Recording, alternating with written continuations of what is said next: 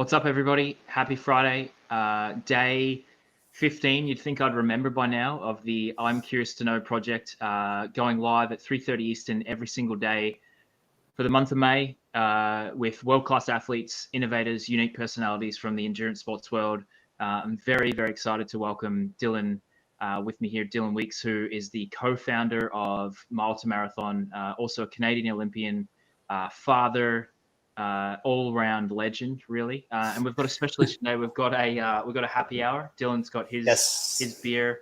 I've managed to find the last beer in the house, so we're gonna crack that and enjoy that together. Dylan, how are you, mate? I'm good. I'm really good. Thanks for having me. Excited about this, Travis.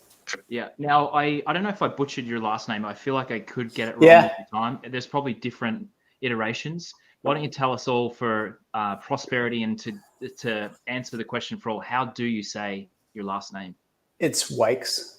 Wykes. But you know what? At this stage of the game, I don't correct anyone. I'm happy with whatever. It gets butchered a lot, so I'd spend a lot of time correcting people. So I don't know if you saw me bumble on it, because I was like, "Oh, I did." I got to say it out loud here, and then I went for it. And I got it wrong, but this is what we do here. You could just call me Dylan. That's what it says on the screen. So yeah. Well, you're on. It's like Prince, right? You just need one name. That's right. Now, I don't know if anyone's watching after yesterday's show. We had Britt and Barbie on the show yesterday. We had a really thoughtful discussion around race relations. We had a thoughtful discussion around Ahmed Arbery and that case. Today's going to be a little lighter. Today's going to be a little bit more banter, a little bit more fun. But I appreciate everyone for tuning in yesterday. It was a thoughtful discussion that took a lot of energy out of me. I was quite pooped after it last night, but it was an important conversation. Dylan, I know you're sitting there I thought you were in the closet first, but you're in the gym. You're up in Ottawa.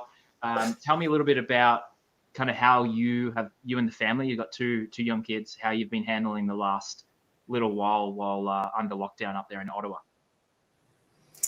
Yeah, it's been interesting. I mean, we've got a 3 and a 5-year-old who, typically would be in kindergarten and daycare, but they're at home with us. And my wife works full time. She's a professor at a university here, so we're both still trying to work. The kiddos are around. We're supposed to kind of be engaging in some learning, certainly for the one in kindergarten, for Sasha. But we're just we're doing what we can, swapping off. We've got a Google Calendar where we try to organize our schedules, and I think like everyone, we're making it work. Some days are better than others. The weather has been getting better, so the girls love being outside. So when we can get them outside, that makes for a good day. Yeah. Now, you mentioned work for you now. Obviously, you're still running, you're still competing, but it really has taken a backseat over the last few years as you've launched Mile to Marathon. And I think rough numbers, finger in the wind, I would have it a guess that you guys probably are one of the bigger groups in Canada, if not North America, as far as volume of athletes. I love the story of how you guys got started. Why don't you share that with me of how Mile to Marathon came to be, and kind of some of the growth that you've seen over the last few years? Yeah, it's been a lot of fun, and certainly been the focus for me for a number of years now. Originally started with Mike Woods, who some of your audience might know, as he's a professional cyclist now, but once upon a time was a middle distance runner, and Mike and I knew each other just from that world. It's kind of small world in Canada, and we were both in Ottawa, and he was an injured runner at the time, I think, trying to take up cycling, and he had a small group of athletes that he was coaching, and he asked me to come out, and he didn't really say like you'd be a good coach or not. He just like, hey, just come check out what we're doing, and I went out, and it was fun. He had a fun little group, and from there, we just decided that we wanted to kind of help runners and try and build little bit of a business around it. I think his wife Ellie was my first ever athlete. So it was funny. He's like, I've got your first athlete. It's like we can't do this anymore. Ellie hates me as a coach, and it's hard to it's hard to coach your partner, right? So I started coaching Ellie, and from there we just kind of took things more online for a while, as my running career was still going strong and Mike's cycling career started to take off. So we had less time to be doing the in-person stuff. But then, fast forward to 3 or 4 years to 2016, and I failed to make the Olympic team for Rio. And my running kind of was starting to wind down. It just seemed like a good time to get more into mountain marathon, and decided to really do more in-person group stuff in Vancouver. And Rob Watson, another successful marathoner from Canada, was in Vancouver in a kind of similar position to me, failed to make the Olympic team. And we started doing more kind of group runs, group workouts, while still doing the kind of remote personal coaching thing. And it's just kind of taken off from there. Yeah, the growth's been amazing. I love the picture. I think you guys shared it last week of the showing up with the popsicles, the freezies, hoping that someone would come out and join this group workout in Vancouver. What a auspicious beginning to the group. It was pretty funny. We had, I think we'd ordered some shirts, like some screen printed shirts, and they weren't coming in time for this first run. So I just cut out the decal and spray painted 2 shirts. We wore these spray painted shirts, and our selling point was that we had freezies, and we just kind of hope people would show up. Yeah, and then you've set a precedent now. Freezies every workout, right? Yeah, it's funny because you could maybe pull that off in Vancouver. I mean, I don't think most people want freezies in December in Vancouver, but now that I'm here in Ottawa, it's the freezy thing kind of went out the window in October. Yeah. Now tell me about the beginnings of that business. You talk about Mike having his own group, and then you come along and you kind of, firstly, was it Mile to Marathon right from the start? Was that the name? And then how did you guys decide how to split the business, how to grow the business? Some of those roller coaster moments throughout that journey that stand out for you in those beginning days. Yeah, it's definitely been a big learning experience for me. I don't have a background in business. I studied math in school and epidemiology for a master's, so I don't have a lot of experience there. But Mike was more had more of an entrepreneurial sense and wanted to kind of make a business, whereas I was just I just want to coach people. But the name came about when Mike and I first got going. He was the miler, that was his specialty, and I was a marathoner. So we kind of put those two together, and at the time, I think M to M, if you inversed it, it made W to W, which Wykes to Woods, or Woods to Wykes, however you may be. We never went with that as as anything that kind of took off, but that was kind of the idea behind it originally.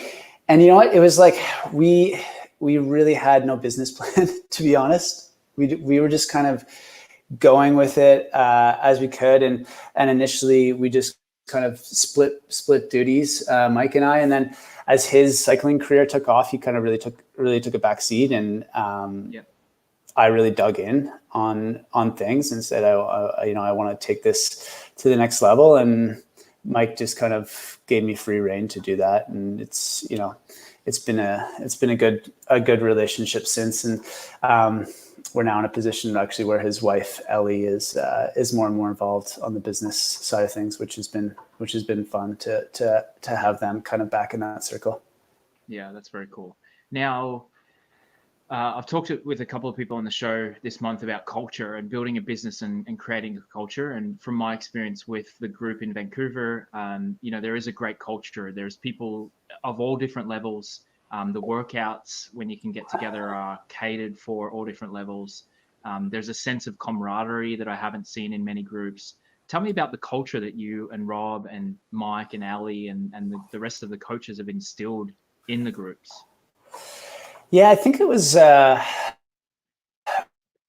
we felt it was to kind of be able to give people like really good coaching, but from our experience, we knew that the environment didn't have to be, super serious. And especially when most of our audience and most of our athletes we work with are recreational runners. Some of it are serious runners at the elite level. But we knew that if we had great coaching and set up the workouts, with a lot of forethought and a lot of planning, that if we took care of all that stuff, that we could also just make sure that it was a really fun place to come to work out. And we wanted to, make sure that everyone felt like they were welcome, which was hard at first. Especially when we were first kind of building the group stuff in Vancouver, it was like people saw Rob and myself and like, well, I'm not going to go out to a workout with those guys. They're like super fast. And we really had to drive home that no, this isn't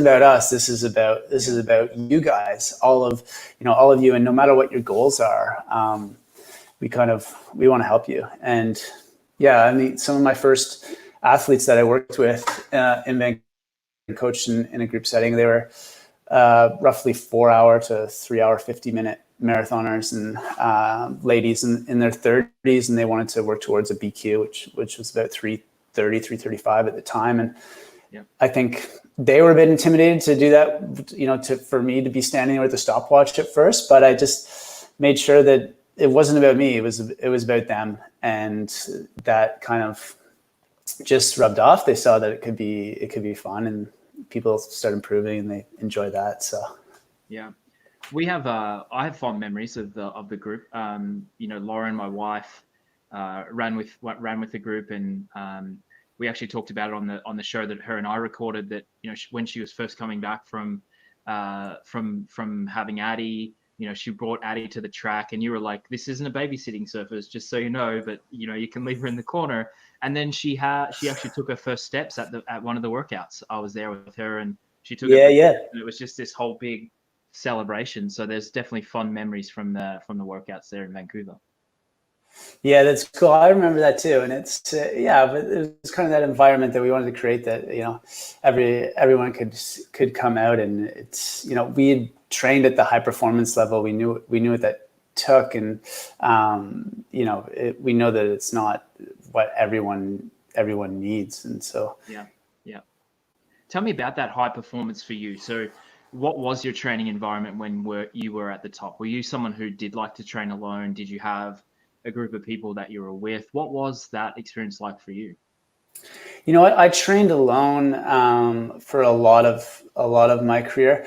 I moved to Vancouver in 2010 and to work with a coach there, Richard Lee, who's still quote unquote my coach today. Our relationship has changed over the years, but we had a small group at times. But as my career kind of took off, I spent a lot of time away at training camps. I would go to Flagstaff a lot, and I spent a lot of time training alone, which in some respects I liked. I like kind of just, I don't know, I'm kind of a solitude person. But consider myself an introvert and don't mind spending time by myself. So that was okay, but it gets to be, you need the motivation from people. So it's something that after a while became harder and harder to train alone in that environment. But my coach was a guy who really paid attention to all the details. So he was always, when I was training in Vancouver, was always there on the bike, always mapping out the routes, always taking care of the little details so that I could kind of focus on what I needed to do. It's little things from making sure the route was specific to the race that I had coming up. Was it a flat route? Was it a hilly route?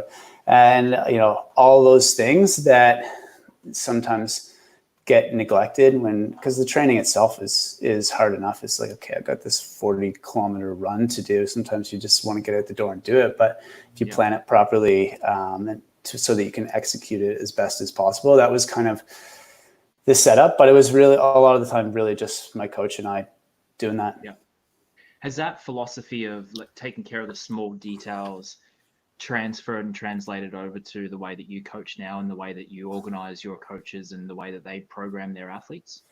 Yeah, I've really tried to. That was one of the first big things that I tried to instill, because I was, obviously your coaches from past are a big influence on you, and how you end up coaching. But I knew I couldn't just take the workouts that I was doing and transfer them to more recreational level athletes. But I knew that if I was that taking care of the details, making sure that we were running on routes that made sense for the group, where I could see them often. So I'd often try and find, little loops where they would be going by a lot. We go to the track because that's a good place for speed workout and stuff. So yeah, that was a big thing that I knew could really benefit people at all levels a lot. Was just like, okay, you just need to show up and put in the work. I'll make sure everything else is taken care of. And I think that transfers over into even the coaching of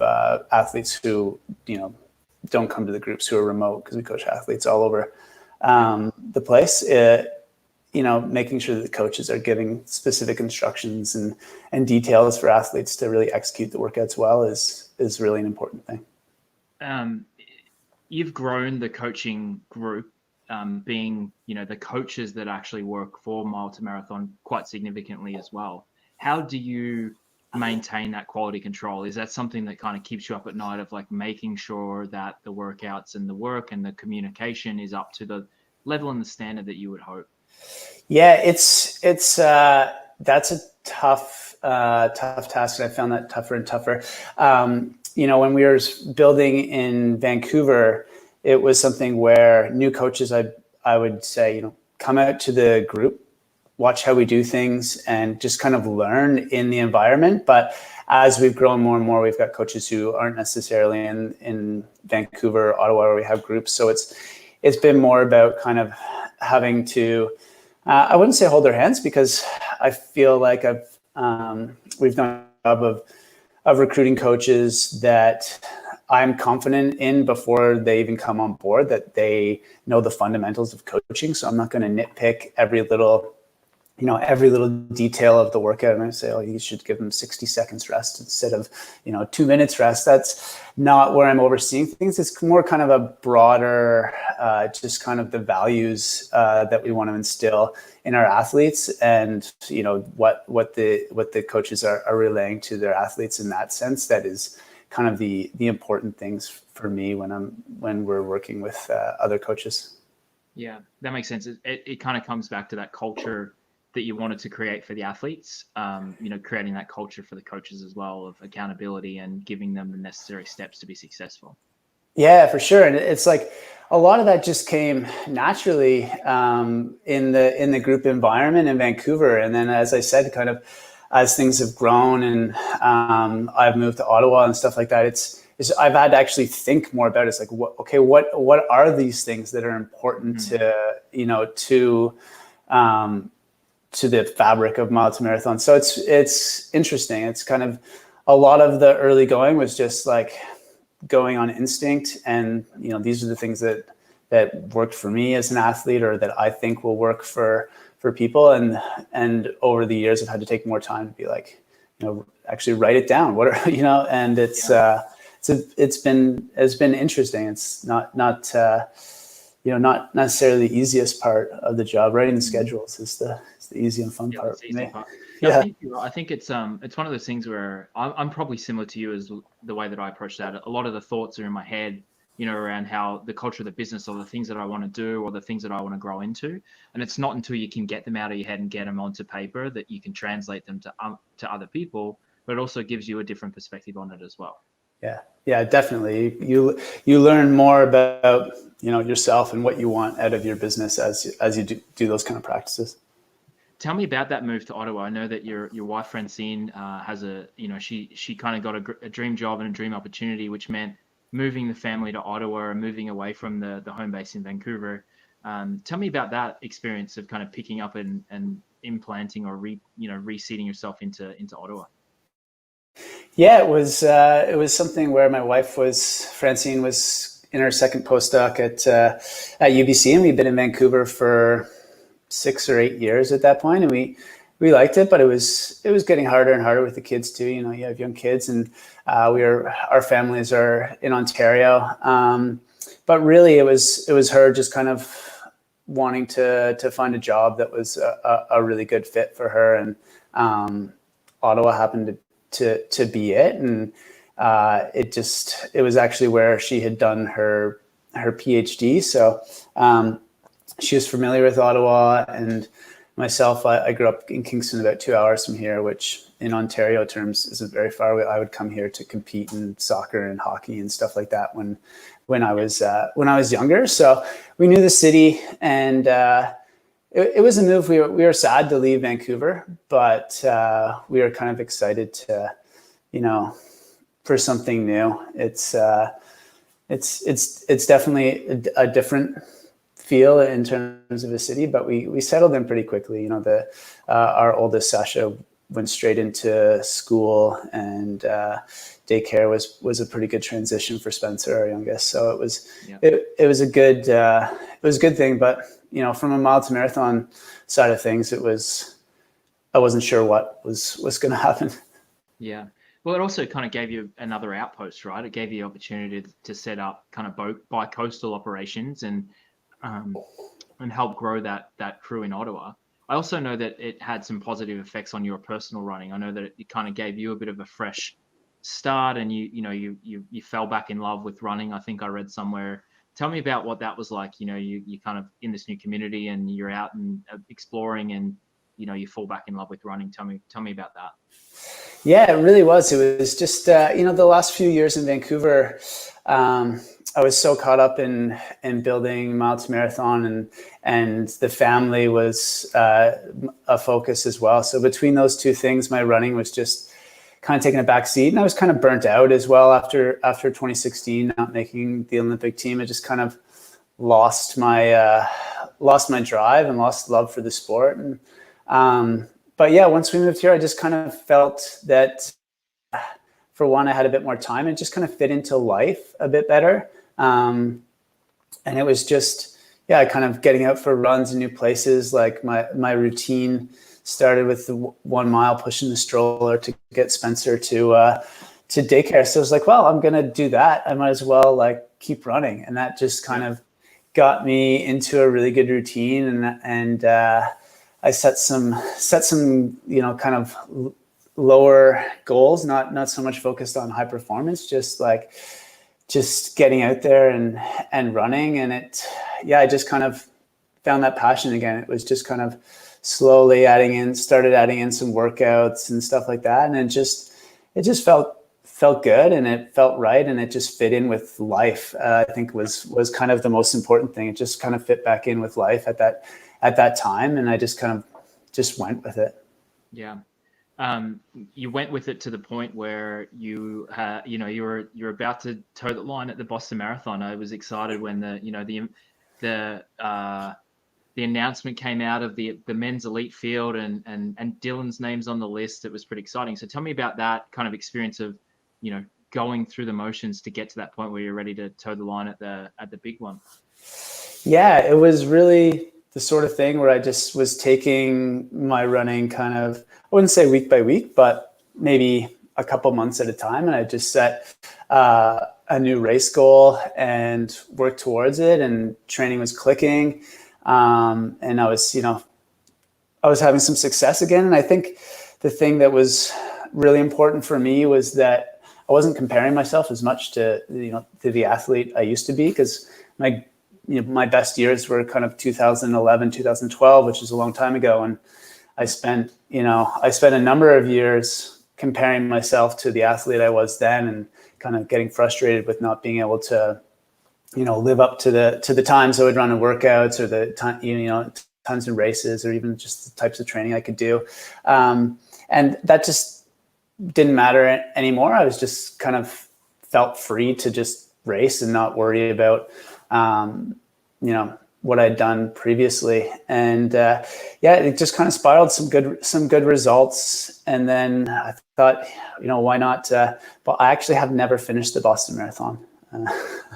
it started one year, and it's just something I've always wanted to do. And at the same time, my level of performance has gotten to the point where I thought, maybe another Olympics is possible. And getting a top 10 in a world major was something that could get you, not a lock, but into the conversation for that in Canada. And so those two things just kind of made Boston something that's like, let's try and do this in 2020, and kind of made that plan in the summer of 2019, and yeah.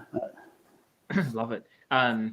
Tell me about your feelings then. You obviously had set this goal and you've been working towards it, and the form was coming back. What was your reaction and feeling when it was announced that it would be postponed? Yeah, I mean, I was super disappointed as an individual athlete aspiring to try and put up a big performance in the race. I was pretty disappointed, but obviously in the grander scheme of things, I knew it was the right call for them to make. And, at the time it was, even a week or so before, I didn't, there's no way this race isn't going to happen. And then day by, one day to the next, it was like, okay, this is looking less and less likely. So it was really disappointing. It's, for me, it was hard to manage that disappointment at first. I think I kept training for about a week, and was like, well, maybe I'll find another race to do. And then the reality of things kind of hit, and motivation took a dip and stuff like that, which I think is normal for everyone in that situation. But yeah, it was definitely a big disappointment. I want to talk to you about that dip in motivation, because you as an individual felt that. You're also, working or in charge of hundreds of athletes effectively, who are in the same position. Their major races, their goals are getting cancelled or postponed.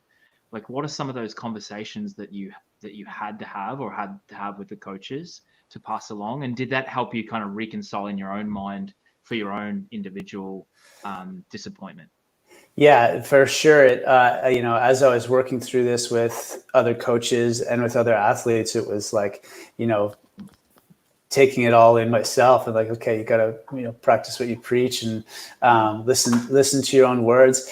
And it was hard. I was surprised at the number of people that really dealt with it really well. And they kind of took a day or two and this was kind of the messaging that we had is, don't deny yourself the disappointment in not being able to race, but, give yourself that time to, mourn that experience, sort of thing, but then try and pick up the pieces and move on. And, it's been harder as we've gotten farther and farther away, when more and more races are canceled. I think initially our messaging was, well, let's look at a race a little later down the line.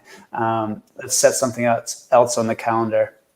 And that's gotten harder and harder to do as the race calendars basically been wiped out to the point now where it's more about finding that reason why you run, and exploring that a lot more, which has been really interesting. And, from a coaching perspective has forced me to, kind of get to know some of my athletes a lot better than I would have otherwise. So, because previously, an athlete, and I'm working with them and I'm focused on their goals. So I'm like, okay, this is John's goal. I'm going to help him towards this. And that's what I know about him, that he's motivated to qualify for Boston or to do whatever. And then once you don't have that on the table anymore, you have to kind of dig in with these people and say, well, why is it that you run? What is it that you love about it? And those have been, in a lot of ways, really interesting to explore with people. Yeah, it probably gives you a chance to have that conversation with yourself as well, and kind of dig back into that part. Now, I know that you guys, group workouts are a big part of your business and a big part of the culture. So now they're not able to happen. I know that, people aren't really necessarily signing up for coaching services now that there's no races in the future, but you've done a really good job of pivoting and providing different options for people, virtual coaching, virtual races.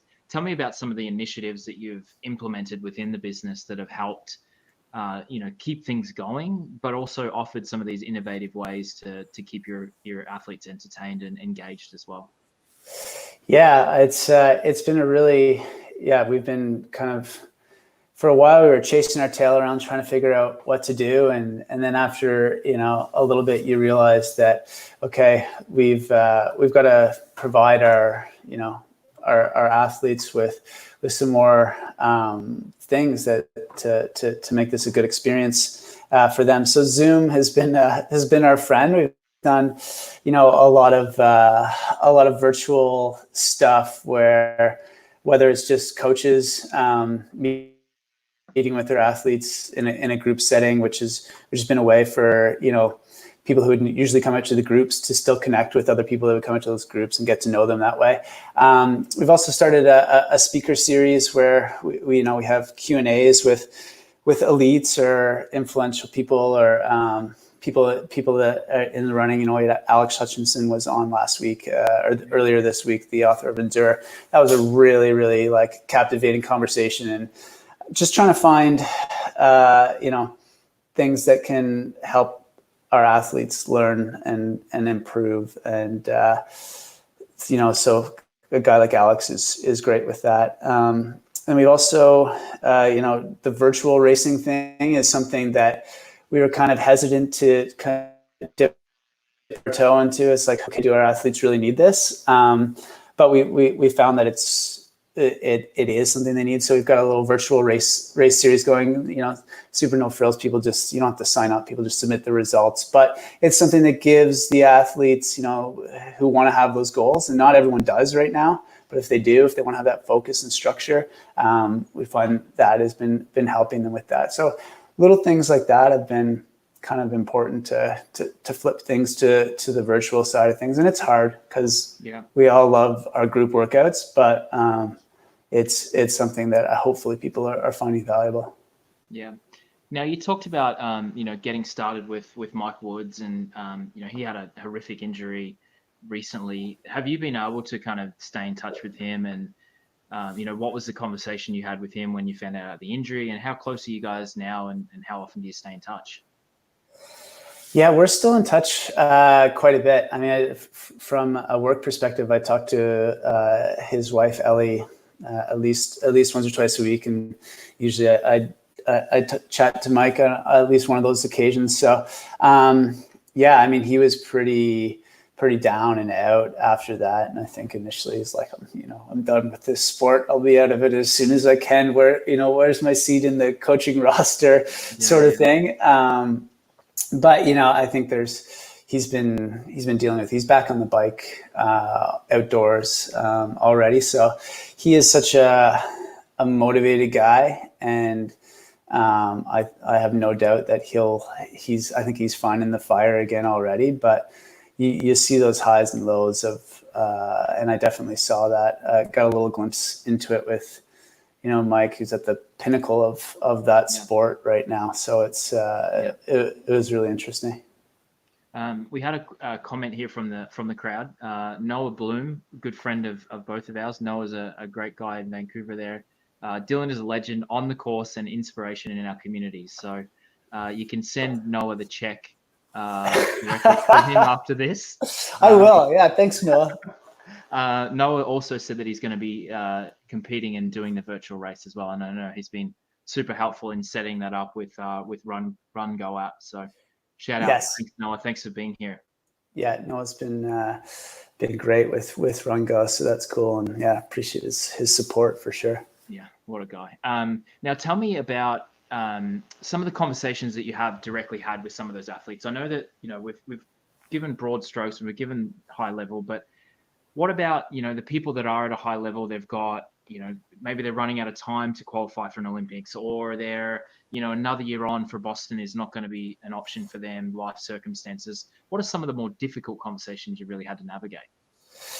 Yeah, there's definitely been times where this is the people's goals are time sensitive, and you have to just dig into to the disappointment of not being able to fulfill those. And I often reach into my experience as an athlete, and I had some highs, but I had a lot of lows, and the things you can kind of take out of those to make a better person. And sometimes that doesn't translate into being, a better runner. It's like you can translate them to other parts of life. But yeah, I've had a few athletes who this was going to be their last kick at something because they want to have kids, and so they're like, I don't think I'm going to be able to do this now. It's like we need to start making babies, and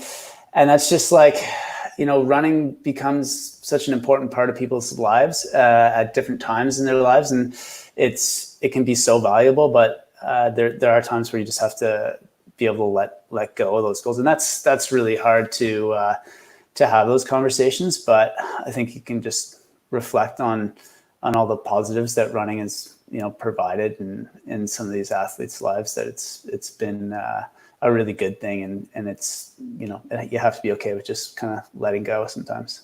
Yeah, it kind of brings me to a thought and a conversation I had with Craig Alexander, who's an Ironman world champion, and we talked about athletes that he works with and athletes within the endurance sports world and triathlon and runners and cyclists who a lot of their identity is based on themselves as an athlete. So losing a piece of that because you're not able to race is challenging. But there's also, particularly in triathlon, where it's a lot of privateers and people who are relying on prize money to actually pay their way through the sport. Mm-hmm. That's another thing. I think there's going to be this kind of long tail of issues that we can't anticipate now that could be a problem for quite a while in the future. Yeah, that's going to be really interesting to see what happens there, because a lot of people, this is their livelihood, and sponsors are going to start backing out of individual athlete sponsorships and out of race sponsorships. The prize money that athletes are depending on isn't there because they can't race. So it's going to be tough to come out of, and I think it's going to be a while yet before we see things return to normal. So it's I feel for people who and that elite athlete mindset and the high performance side of things, where you're solely focused on that, it's a tough environment to be in right now. Yeah, I wonder how much is going to change in the future. Like, what is this going to have for the long-term future of being an elite athlete, where prize money and sponsorship are something that you rely on? Yeah, I think it's so many aspects of sport. It's like we're going to see if these were sustainable models to have these things built on, and it's so hard to know with a lot of it, right? Yeah. You kind of alluded to some of the tough times you've been through as an athlete that you were able to then translate into the rest of your life. Like, what are some of those things that you went through, the disappointments that you have been able to translate that have helped you be a better husband, a better father, a better businessman? What are some of those things that stand out to you?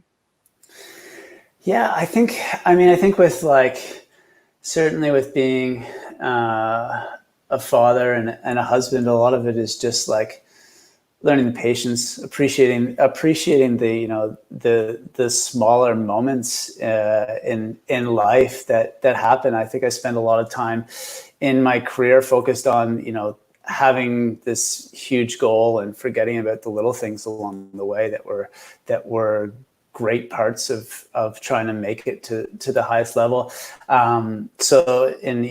Those are the kind of things that stick with me, is just to kind of enjoy the moment and stay in the moment. Because as an athlete, you're always kind of striving for something else, something more, or at least I was. So just to appreciate, the little things. And I think in terms of the marathon and business and stuff, it's just like picking yourself up when you're down. And there's so many times that I've, made decisions that I've, kind of haven't felt confident in, and just have to realize that you have to take a big step sometimes and go for it and be willing to fail. Yeah, that's beautiful. Yeah, give it a shot. There's not, why not put the biggest goals out there that you possibly can, and if you fall a little short, you've made it further than what you would have before. Exactly. Yeah.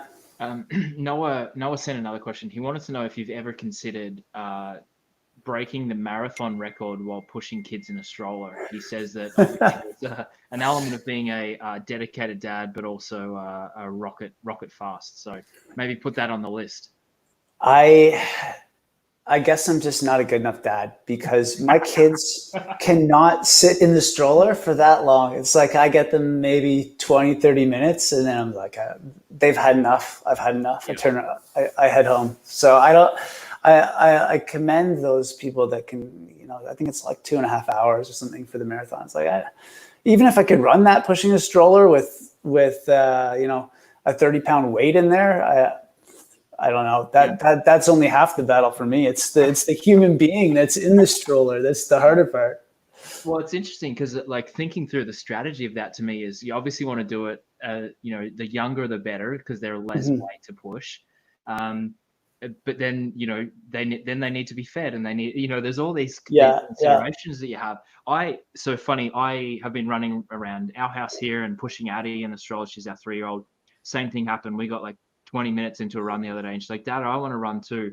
So we're like in the middle of nowhere, and she wants to get out and run. So then you're stuck like, getting home as fast as you can, while she wants to run with you. And then she just like, oh, okay, I want you to hold me. So then the last part of the run is like carrying this like 35-pound kid to get home. So I feel your pain. Yeah. Oh man, yeah. I've had some of those same experiences, and it's like, okay, how many snacks do I need to pack to get through this one? Not for yourself, for the kids. No, not for myself. Exactly. Yeah. Love it. Mate, this has been amazing. I really appreciate every time we get to have a chat. I love our conversations. I love the banter. I love that we get to have a little happy hour here. Yeah. I do want to end the show. I like to end the show with 3 questions that I've asked every day. So I'm going to go to those. Starting with the first one here. What's one thing that's changed for you during this isolation period that you want to keep once we go back to whatever our new normal is? Ooh, that's a good one. I would say probably my running has changed in terms of what, like its purpose, and I'm just getting out there for the sake of it, for the joy of it, because I love it, and I think I need to remember that once we get back to normal, once the races are back on the calendar and stuff, it's still going to be important to hold on to that. Yeah, that's a good one. Second question. What's one thing that you thought was important before isolation that you're happy to leave in the past? Ooh, that's tough. I think, you know what? I don't need a lot of stuff. It's like there's no stores open, and it doesn't matter to me. I just need my beer, my family, and my running shoes, and I'm good. You're good to go. That's a good one. It's been a common one, actually. That's been a lot of, maybe even half of the answers over the 15 days have been the things that we acquire and that we accumulate over time, and spending money on stuff we don't need. So it's a good one. Final question. What's been your most memorable moment during this isolation? Oh, you know what? Our oldest, Sasha, learned to ride her bike, and she's 5.5. So I don't know what kid. I see some kids that learn to ride their bike when they're like 2, and some maybe it's later. But it had been a thing with us where, like last summer, I was like, "What?" She just didn't want to do it, and I was like, I was like getting frustrated with myself. I'm like, wow, why can't I teach my kid how to ride a bike? And she just. It was just her time to do it this year. She just decided she was going to do it, and that's been really fun to see her take off. And I've jogged beside her a few times while she's riding her bike, and that's been awesome.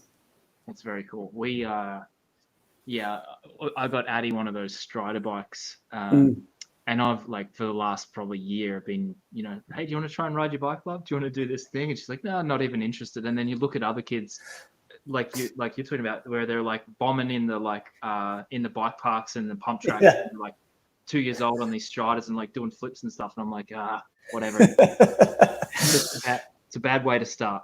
Totally. So yeah, it's been great.